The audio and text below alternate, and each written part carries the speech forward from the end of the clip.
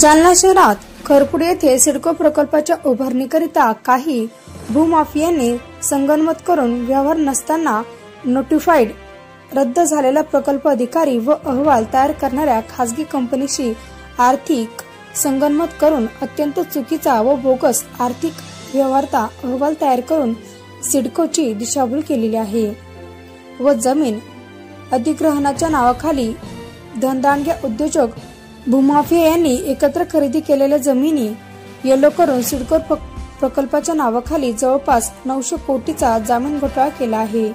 व्यवहार नसलेली शेकडो एकर जमीन सिडकोच्या व शासनाच्या माथी मारून 900 कोटीचा जमीन घोटाळा भूमाफियांनी केला असून संपूर्ण प्रकरणाची आर्थिक गुन्हे अन्वेषण विभागाकडून सखोल चौकशी करावी, संबंधितांकडून मावेची रक्कम व्याजासह वसूल करणे, गुन्हा दाखल करावे या मागणीसाठी पूर्वव्यासहित मंगळवारी माजी आमदार संतोष सांबरे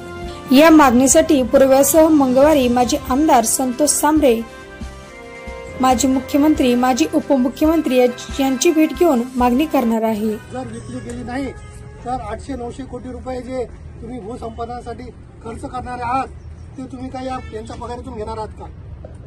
ज्यांनी फिजिबिलिटी रिपोर्ट दिला वाळूज सारख्या ठिकाणी त्या ठिकाणी सिडको प्रस्तावित होता। आता आपल्या जालन्यापेक्षा तर वाळूजला जास्त इंडस्ट्री आहे, एमआयडीसी आहे, तिथे आवश्यकता जास्त होती, तरीही त्या ठिकाणचा वाळूजचा सिडको प्रकल्प हा 25 वर्षानंतर एकही प्लॉट गेला नाही, म्हणून शासनाला तो डिनोटिफाईड करावा लागला।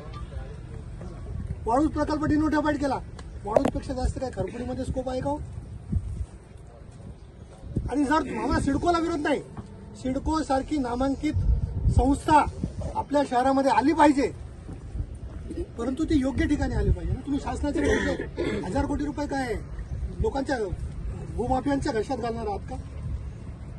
हे सगळे जे विष्णू बाजपुले तुम्ही जे सांगितलं, ज्या ज्या रजिस्टर झालेले आहेत त्या सगळ्या रजिस्टर शासनाने रद्द कराव्यात, त्यांच्याकडून पैसे परत घ्यावे आणि हा सिडको प्रकल्प मी म्हणतो ठीक आहे, जालना संभाजीनगरच्या मध्ये घ्या ना, जिथे फिजिबल आहे, जिथे एमआयडीसी आहे, जिथे ड्रायपोर्ट होतोय त्याच्यामध्ये घ्या, रोडवर घ्या, आमच्या मतदारसंघात घ्या, जिथे एमआयडीसी आहे, फेज 2 आहे, फेज 3 आहे, अजून लाडगाव नवीन एमआयडीसी होतोय, शेंद्रा आहे, त्या ठिकाणी तुम्ही घ्या ना। त्या ठिकाणी मोठे मोठे प्रकल्प येत आहेत।